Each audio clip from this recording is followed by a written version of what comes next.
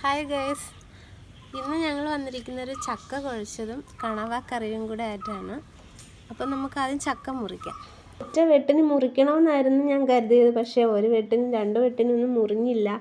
മൂന്നാമത്തെ വെട്ടിനാണ് മുറിഞ്ഞ് കിട്ടിയത്. നല്ല വിളഞ്ഞ ചക്കയായിരുന്നു.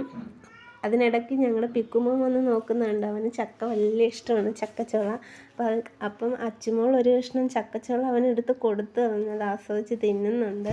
അപ്പോൾ ചക്ക ഞങ്ങൾ പുറത്ത് വെച്ചാണ് മുറിച്ചത്. അതിനുശേഷം ഞങ്ങൾ അകത്ത് കൊണ്ടുവച്ച് ഞങ്ങളെല്ലാവരും കൂടെ ഇരുന്നാണ് ചക്ക വൃത്തിയാക്കിയത്. ഇപ്പോൾ ഉണക്ക് കാലത്തുണ്ടായ ചക്ക ആയതുകൊണ്ട് തന്നെ ശരിക്കും വെള്ളം ഒഴിക്കണമായിരുന്നു. അപ്പോൾ എങ്കിൽ മാത്രമേ നല്ലതുപോലെ വെന്ത് കിട്ടുള്ളൂ. ഞാൻ കുക്കറിലാണ് വെച്ചത്. അപ്പോൾ അതിനുശേഷം കുറച്ച് ഉപ്പും മഞ്ഞൾപ്പൊടി ഇട്ടിട്ടാണ് ഞാൻ അടുപ്പിൽ വെച്ചത്. അപ്പോൾ കുറച്ച് വെന്തതിന് ശേഷം നമുക്ക് അരപ്പ് തയ്യാറാക്കിയത് ചേർക്കാം. അതിൻ്റെ ആ നടുക്ക് ഭാഗം കുറച്ചങ്ങോട്ട് നീക്കി വെച്ചിട്ട് അരപ്പ് അതിലോട്ട് വെച്ചിട്ട് നമുക്ക് മൂടി വെക്കണം. മൂടി വെച്ച് വേവിക്കുമ്പോഴേക്കും അരപ്പൊക്കെ നല്ലതുപോലെ വെന്ത് കിട്ടും. അതിനുശേഷം വെന്ത് ഞാൻ കുഴച്ചു. ഞാൻ തവി വെച്ച് തന്നെയാണ് കുഴയ്ക്കുന്നത്, എനിക്കതാണ് എളുപ്പം. അപ്പോൾ കുഴച്ച് നല്ല ഭംഗിയാക്കി വെച്ചിട്ടുണ്ട്. അപ്പോൾ ഇനി നമുക്ക് കണവ വൃത്തിയാക്കാം. എല്ലായിടത്തും കണവയെന്നല്ല പറയുന്നത്, ഞങ്ങളുടെ ഇവിടെയൊക്കെ കണവയെന്നാണ് പറയുന്നത്. ചിലയിടത്ത് കൂന്തൽ എന്ന് പറയാറുണ്ട്. അപ്പോൾ കണവയുടെ ഈ കണ്ണ് പൊട്ടിക്കുന്നത് സൂക്ഷിച്ച് വേണം. എൻ്റെ നേരത്തെ തെറിച്ചിട്ടുണ്ടായിരുന്നു. കണവയുടെ അകമൊക്കെ ഞാൻ ഇങ്ങനെ തിരിച്ചിട്ടൊക്കെ വൃത്തിയാക്കും. ഇതൊക്കെ ഒരു എന്താ പറയുന്നത്, ഇതൊക്കെ ഒരു എക്സ്പീരിയൻസ് ആണ്. ഇതൊക്കെ എൻ്റെ അമ്മ ചെയ്യുന്നത് കണ്ടാണ് ഞാൻ ഇങ്ങനെയൊക്കെ ചെയ്യുന്നത്. അതിനുശേഷം കണവയെല്ലാം വൃത്തിയാക്കി. പിന്നെ അരിയുന്നത് എനിക്ക് കുറച്ച് വലിയ കഷ്ണങ്ങളാക്കി ഇടുന്നതാണ് ഇഷ്ടം. കാരണം ഇത് വെന്ത് കഴിയുമ്പോഴേക്കും ഇതങ്ങ് ചെറുതായിട്ട് ചുരുങ്ങും. അപ്പം തീരെ ചെറിയ കഷ്ണമായിപ്പോവും. അപ്പം അതെനിക്കിഷ്ടമല്ല, എനിക്ക് കുറച്ച് വലുതാണ് ഇഷ്ടം. പിന്നെ ഇതെന്താണെന്ന് പറഞ്ഞാൽ ഇതിൻ്റെ അകത്തുനിന്ന് കിട്ടിയ മുട്ടയാണ്, കണവയുടെ മുട്ടയാണ്. എനിക്ക് വലിയ ഇഷ്ടമാണ്. ഞാൻ എപ്പോൾ കിട്ടിയാലും ഞാൻ ഇതും കൂടി ചേർത്താണ് വേവിക്കുന്നത്. പിന്നെ കുറച്ച് കുരുമുളക് പൊടിയും മഞ്ഞൾപ്പൊടിയും ഉപ്പ് എല്ലാം കൂടി ചേർത്ത്, വെള്ളമൊന്നും ഒഴിക്കണ്ട, അങ്ങനെ വെച്ച് വേവിക്കാം. അപ്പോഴേക്കും കുറച്ച് കഴിയുമ്പോഴേക്കും അതിന് നല്ലതുപോലെ വെള്ളം ഊറി ഇറങ്ങും. അന്നേരം അങ്ങനെ തന്നെ നമുക്ക് അടച്ച് വെച്ച് വേവിച്ചാൽ മതി.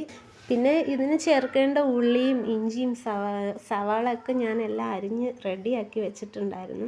അപ്പം നമുക്കിനി ഒരടുപ്പിലോട്ട് താളിക്കാനുള്ളതെല്ലാം ചെയ്യാം. ആദ്യം കടുക് ഇട്ട് പൊട്ടിച്ചതിന് ശേഷം അരിഞ്ഞ് വെച്ചിരുന്ന ഇഞ്ചിയും വെളുത്തുള്ളിയും ചേർത്ത് ഒന്ന് ചെറിയൊരു ബ്രൗൺ നിറമാകുമ്പോഴേക്കും നമുക്ക് സവാള ചേർത്ത് കൊടുക്കാം. സവാള ചേർത്ത് ഒന്ന് വഴന്ന് വരുമ്പോഴേക്കും നമുക്ക് തക്കാളിയൊക്കെ ചേർത്ത് കൊടുത്താൽ മതി. സവാള വഴലാൻ വേണ്ടി നമുക്ക് കുറച്ച് ഉപ്പ് പൊടി ഇട്ട് കൊടുത്താൽ എളുപ്പം വഴന്ന് കിട്ടും. എല്ലാവർക്കും അറിയാവുന്ന കാര്യമാണ്, എങ്കിലും ഞാനങ്ങ് പറഞ്ഞതേ ഉള്ളൂ. പിന്നെ 2-3 പച്ചമുളകും കുറച്ച് കറിവേപ്പിലയും കൂടെ ഇട്ട് നമുക്ക് വഴറ്റാം. മുളക് പൊടിയും എല്ലാം എടുത്ത് വെച്ചിട്ടുണ്ടായിരുന്നു ഞാൻ. പിന്നെ തക്കാളിക്ക് അരിഞ്ഞത് ചേർത്ത് കൊടുക്കാം. അത് നല്ലതുപോലെ വഴന്നതിന് ശേഷം പൊടിവർഗ്ഗങ്ങളെല്ലാം ചേർത്ത് കൊടുക്കണം. മല്ലിപ്പൊടി, മുളക് പൊടി, ഗരം മസാല എല്ലാം ചേർത്തതിന് ശേഷം കുരുമുളക് പൊടി നമുക്ക് ഇപ്പോഴും ഇടണ്ട, ലാസ്റ്റ് ഇട്ടാൽ മതി.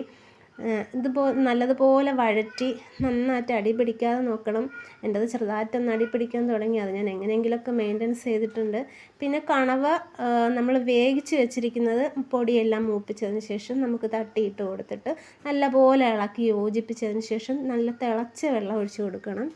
ഇനി കുറച്ച് കുരുമുളക് പൊടിയും കൂടെ ചേർത്തതിന് ശേഷം നമുക്ക് അടച്ച് വെച്ച് വേവിക്കാം. വെന്ത് വെള്ളമൊക്കെ നല്ല പറ്റി എണ്ണയൊക്കെ തെളിഞ്ഞിട്ടുണ്ട്. ഇനി നമുക്ക് കറി ഒന്നുകൂടെ ഒന്ന് ഇളക്കിയതിന് ശേഷം പാത്രത്തിലോട്ട് കോരി മാറ്റാം.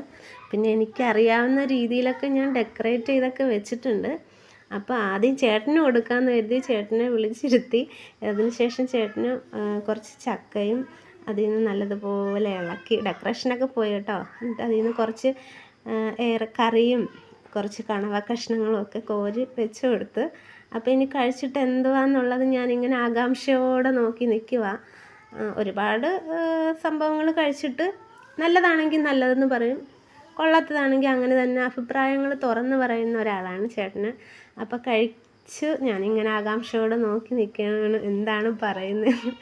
ആദ്യം കൊള്ളത്തില്ല എന്നൊക്കെയാണ് പറഞ്ഞത്, പിന്നെ സൂപ്പറായിട്ടുണ്ടെന്ന് പറഞ്ഞു.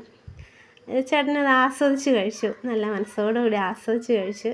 അപ്പോൾ ഇനി എനിക്കെന്താണെന്നൊന്നും അറിയണമല്ലോ. അപ്പം ഞാനും കഴിച്ച് നോക്കിയിട്ട് എനിക്കും ഇഷ്ടമായി. ഇന്നത്തെ കറി ഞാൻ നല്ല ആസ്വദിച്ചാണ് ഉണ്ടാക്കിയത്. അതിൻ്റെ റിസൾട്ട് അതുപോലെ ഉണ്ടായിരുന്നു. പിന്നെ കുഞ്ഞുങ്ങൾക്ക് അമ്മുവും അച്ചുവും തുമ്പയും ഉണ്ടായിരുന്നു. തുമ്പ എൻ്റെ അനിയത്തിയുടെ മോളാണ്. അവർക്ക് കഴിക്കാൻ കൊടുത്ത് അവർക്ക് ഒത്തിരി ഇഷ്ടമായി. അപ്പോൾ ഇന്നത്തെ വീഡിയോ ഇത്രയൊക്കെ ഉള്ളൂ. എല്ലാവർക്കും ഇഷ്ടമായ സബ്സ്ക്രൈബ് ചെയ്യണം, ലൈക്ക് ചെയ്യണം, കമൻറ്റും ചെയ്യണം. Bye bye.